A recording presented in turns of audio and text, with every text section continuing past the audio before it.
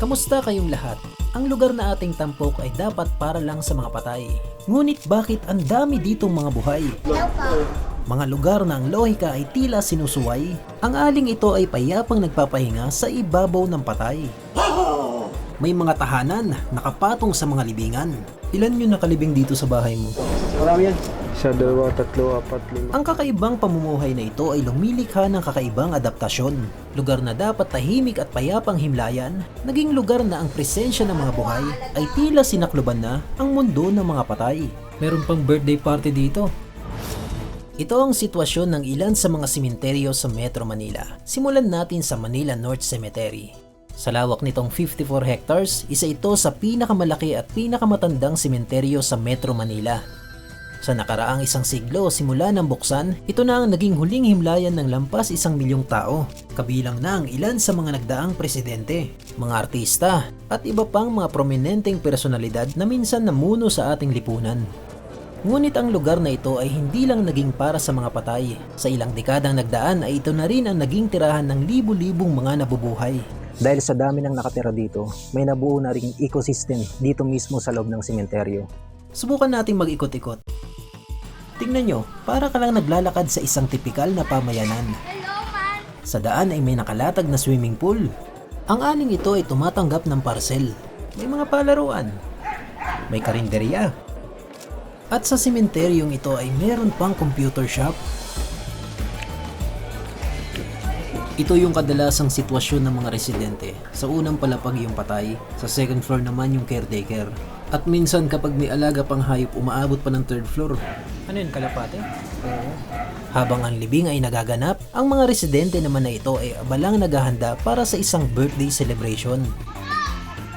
Kung ito ang sitwasyon ng napakalawak na sementeryo, ano naman kaya sa isa sa pinakamaliit na libingan sa Metro Manila? Papunta tayo ngayon sa Pasay Public Cemetery. Sa traffic pa lang sa NCR ay isasagi na sa isip mo na ang overpopulation ay isa sa dahilan kung bakit umabot na sa punto na may tumitira na sa sementeryo. Noong 2021 sa inalabas na report ng PSA ay umabot na sa lampas 21,000 na tao sa bawat isang kilometro kwadradong espasyo ang bigat ng populasyon sa Metro Manila. Yan ay 60 times na mas mabigat kung ikukumpara sa national average. Kaya naman hindi na nakapagtataka kung pati mga buhay ay nakikiagaw na rin sa espasyo ng mga patay. Ang Pasay Public Cemetery ay may lawak lamang na 3.6 hectares, wala pang 1% sa kabuoang land area ng Pasay City. Simula nang ito ay buksan taong 1934 ay sinasabing nasa humigit kumulang 50,000 na ang nailibing. Kasama ng mga patay ay ang daan-daan ring residente na ang ilan ay dekada nang naninirahan sa lugar na ito. Ang mga tahanan sa sementeryo ay ikikwento ang sitwasyon ng kanilang buhay. Hindi naman kami natakot. Sanay na rin kami dito. Pwede ba namin makita yung bahay mo? Pwede, walang problema. Dito ka nakatira? Oo. Ayon sa may-ari ay 3 silang nakatira sa bahay na ito. Sa unang tingin pa lang ay mapapaisip ka na kung papaano sila nagkakasya sa maliit na espasyo. Saan ka dito natutulog ito? Dito. Ang sitwasyon na ito ay maaaring naglalarawan na ng pinakalaylayan ng ating lipunan. Makikita na ang mga gamit ay limitado lang sa mga kailangan upang makasurvive sa araw-araw. Sa bungad pa lang, diretso na higaan. At nakakagulat na sa maliit nilang tinitirhan, ang dami pa pala nilang kasamang mga patay. Ilan yung nakalibing dito sa bahay mo? Dito. Marami yan. Isa, dalawa, tatlo, apat, lima, anim. 6 na tao? Opo. Nakakagulat man, ngunit ito ang kadalasang setup ng mga residente. Sa mga tao nakatiwala sa mga puntod, ay dito na rin sila nagtatayo ng kanilang tirahan. Maswerte ka kung ang binabantayan mong patay ay nasa mausoleo. Kung may permiso ng kaanak, meron ka na agad konkretong tirahan. Paano kapag may dadalaw sa patay? Tanggal namin yan. Saan kayo nun pumupunta? Sa mga mga taas. Saan sa taas? Dito lang? Dito. Karamihan sa mga residente ay dito na rin nagmumula ang ikinabubuhay. May gumagawa ng nitso, meron ding nagtatayo ng negosyo, at halos lahat ng residente ay may kanya-kanyang binabantayang mga patay.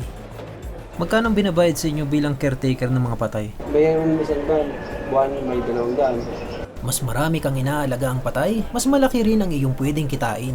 Ngunit ito ay taunan lang nilang natatanggap sa panahon ng undas. Pag ganitong undas lang kami nakita, gawa ng maraming nabisita, yung mga tao na nagpapaalaga, ganun.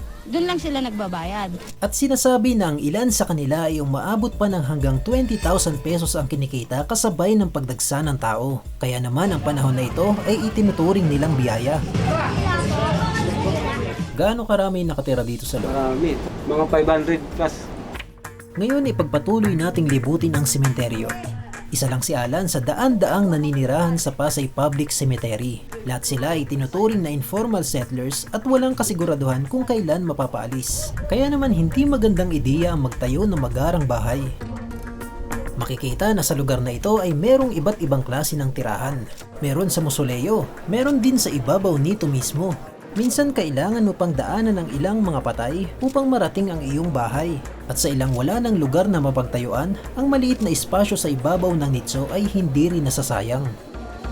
Sa aking patuloy na pag-iikot ay nakita ko na ang sementeryo ay para ng isang tipikal na barangay. Ang ilan ay masayang nagkakantahan at kahit saan may bakas ng naninirahan. Hinanap ko kung saan nag-iigib ang mga residente. Nadaanan ko ang ali na abalang naglalaba. At katabi ng mga puntod sa mga balon pala na ito nagmumula ang kanilang tubig. Pangligo, panglaba at panghugas ng plato. Tingnan nyo, ang mga pinggan na ito ay nagkalat naghihintay ng mahugasan.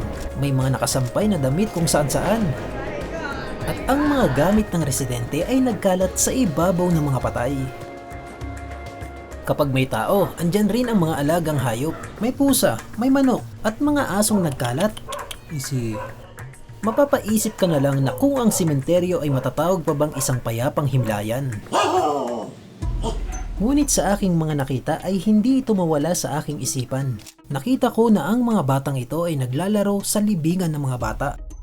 Kung sa ating kinagisnan normal lang sa kabataan na may takot sa patay, ngunit sa mga batang dito na isinilang, hindi lang sinanay sila na mawala ang takot sa patay, kundi ang mismong ideya na ito ay hindi nag-exist sa kanilang isipan. Sa kanilang malawak na imahinasyon, ang iba't ibang kulay na nitso ay parang makukulay na palaruan. Agaw pansin ang lalaking ito sa ibabaw ng patay. 28 years old at 28 years na ring residente ng sementeryo. Dito ka na pinanganak? Oo. Hindi ka na natatakot sa mga patay? Hindi. Walang multo. Ito lang madalas na multo.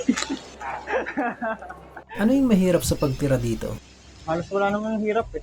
Sa maikling oras na nakausap ko ang taong ito, ay nakita kong halos 3 dekada niyang pagtira sa sementeryo. Isang taong pinagtibay at hinulman ng malupit na mundong kinalakihan. Ngunit papaano naman ang mga taong hindi naman dito isinilang, kagaya ni Alan na nagmula pa sa malayong probinsya ng Samar? Bakit sa dami ng lugar dito pa mismo sa loob ng sementeryo? Eh, dito na rin. Walang bayad. Tapos yung tubig. May mga tubig. Lahat tayo ay dumaan sa pagkabata, pinsan naglaro ng bahay-bahayan. Ngunit ang nakakalungkot lang isipin na ang ilan sa mga bata noon ay ganun pa rin ang bahay ngayon. Lumala pa dahil sa loob ng kanilang tahanan may kasama pa silang patay. Ang sitwasyon na ito ay hindi na bago sa ating lipunan. Nakakaawa man ang kanilang kalagayan, ngunit malinaw na ang presensya ng mga buhay na residente sa lugar na ito ay kadalasang nagdudulot ng hindi kaayusan. Tignan nyo ito, dito na rin sila nagsusunog ng mga basura kaya hindi na mabasa yung nakasulat sa lapida. Kaayusan na dati nang mahirap makamtan dahil sa mas malaki pang problema sa mga sementeryo. Dumarami ang mga inililibing pero hindi naman lumalawak ang mga sementeryo. Sa matagal na panahon ay problema na sa NCR ang overcrowded na mga libingan. Kaya naman nagpatong-patong na ang mga patay. Ano yan, zoom mo nga? May mga pagkakataon pang hindi rin maayos ang pagkakasalansan. At kasabay ng pagtaas nito ay ang patuloy rin na paghaba ng mga apartment nitso. Sa lugar na hindi mahulugang karayom dahil sa dami ng populasyon, ang paghahanap ng espasyo para sa mga patay ay dekada ng problema. Ayon sa datos ng Housing and Land Use Regulatory Board, ang ilan sa mga syudad ng Metro Manila ay wala pang 1% ng kabuuang lupa nito ang inalaan para sa mga namatay. Ang iba ay hindi pa umabot sa kalahati ng 1%. Sa 2024 report naman na inilabas ng PSA, taon-taon ay may namamatay sa NCR na lampas 79,000 by average. Ito ay mula 2013 hanggang 2022.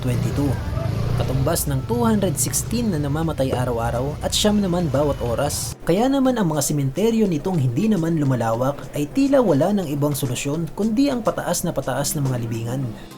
Maraming nakakalat na hagdan dito sa sementeryo dahil yung ibang dadalaw kailangan gumamit ng hagdan kasi kagaya niyan, yung ibang apartment needs so umabot na ng ilang patong.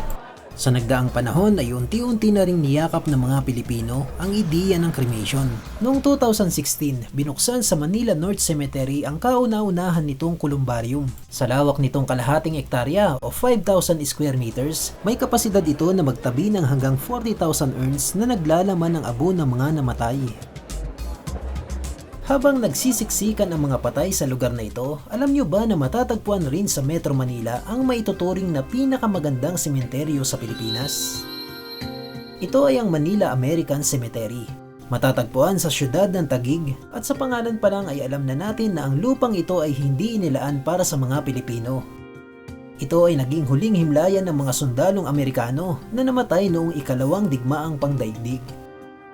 Sa lawak nitong 152 acres o 61.5 hectares, mas malaki pa ito sa Manila North Cemetery, ngunit ang bilang ng mga nakalibing ay aabot lamang sa lampas 17,000. Ni wala pang kalahati sa dami ng nakalibing sa 17 times na mas maliit na Pasay Public Cemetery. Hindi kaya magprotesta ang mga patay? Sila nang nasa lupang sinalangan, sila pang nagsisiksikan kasama ng mga buhay. Madalas nating naririnig ang salitang hindi mo madadala ang yaman sa hukay. Sa ating kamatayan, lahat ay pantay-pantay. Ngunit tila ang ilan ay bitbit pa rin ang karangyaan, maging sa libingan.